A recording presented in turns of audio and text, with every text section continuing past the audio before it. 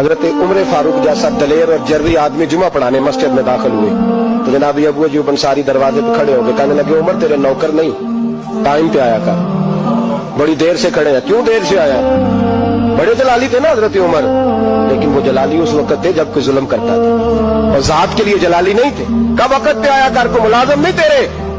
تو سیدنا فاروق اعظم ممبر پہ چڑھے اور فرمانے لگے اللہ ابو ایوب انصاری کا بھلا کرے، جب تک اس طرح کے لوگ موجود ہیں کوئی بادشاہ بگڑے گا نہیں، اللہ اس کا بھلا کرے، اس نے میری توجہ صحیح۔ اور پھر عمر رو پڑے، رو کے فرمانے لگے مسلمانوں معاف کر دو، غلطی کوئی نہیں، میرے پاس کرتا ایک ہی ہے، اور عبداللہ کی ماں نے وہ دھو کے خشک کرنے کو ڈال دیا تھا، غریب ہو، کرتا دوسرا کوئی نہیں، تو وہ ذرا نا خشک ہونے میں دے آ کے دیکھ لو ابھی بھی گیلا، مجھے معاف کر دو، میری غلطی نہیں۔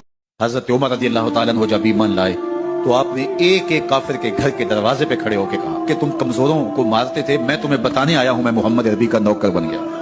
بلکہ آپ نے اعلان کیا جس نے اپنی بیوی کو بیوہ اور بچوں کو یتیم کروانا ہو اور اپنے ماں باپ کی کمر کو جھکانا ہو وہ عمر کے مقابلے میں ہے۔ اللہ اکبر۔ ایک یہودی کے پاس ایک مسلمان مہمان ٹھہرا تو اس نے انگور پیش کیے تو اس نے بڑے شوق سے لیے، تو تھوڑی دیر کے بعد وہ شراب لے آیا۔ اس نے کہا استغفر اللہ، میں مسلمان ہوں، میں شراب نہیں لیتا۔ تو اس نے ہنس کے کہا یہ جو انگور آپ نے کھائے ہیں شراب اسی سے کشید ہو۔ تو اس مسلمان نے کہا کہ آپ کی اہلیہ کو، تو وہ اپنی اہلیہ کو بلا لایا۔ تو کہا آپ کی کوئی اولاد بھی ہے؟ کہا ہاں میری بیٹی ہے، اس کو بھی بلا لایا۔ تو اس کو بھی بلا لایا۔ جب دونوں آ کھڑی ہوئی تو کہا کہ یہ حلال ہے تیرے لیے اور یہ بیٹی اسی کی ہے اور یہ حلال نہیں۔ تو جب اس یہودی نے یہ بات سنی فقال اشہد ان لا الہ الا اللہ وحدہ لا شریک لہ واشہد ان محمدا عبدہ۔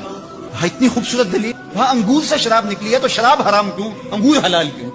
تو کہا مجھے یہ بتاؤ کہ تمہاری بیوی تمہارے لیے حلال ہے، تمہاری بیٹی تمہارے لیے حرام ہے۔ کہا بات سمجھ۔ رسول پاک صلی اللہ تعالیٰ علیہ وسلم فرمانے لگے دجال پوری دنیا میں آئے گا، لوگوں کو ڈرائے گا، رعب ڈالے گا۔ حضور فرماتے ہیں لوگوں سن لو، نہ میرے مدینے میں دجال داخل ہو سکتا ہے، نہ طاعون کا مرض داخل ہو سکتا ہے، کون روکے گا؟ حضور فرماتے ہیں رب نے فرشتوں کی ڈیوٹی لگا دیا جو میرے مدینے میں پہرا دیتے ہیں۔ بسم اللہ الرحمن الرحیم والضحى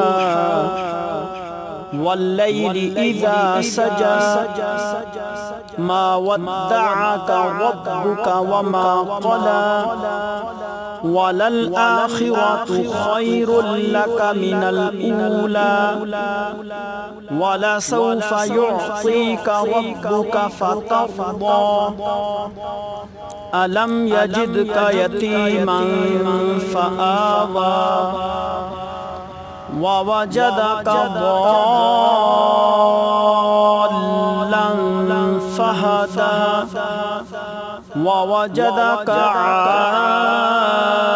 عائلا فأغنى فأما اليتيم فلا تقهر وأما السائل فلا تنهر وَأَمَّا بِنِعْمَةِ رَبِّكَ فَحَدِّثْ صدق اللہ العظیم۔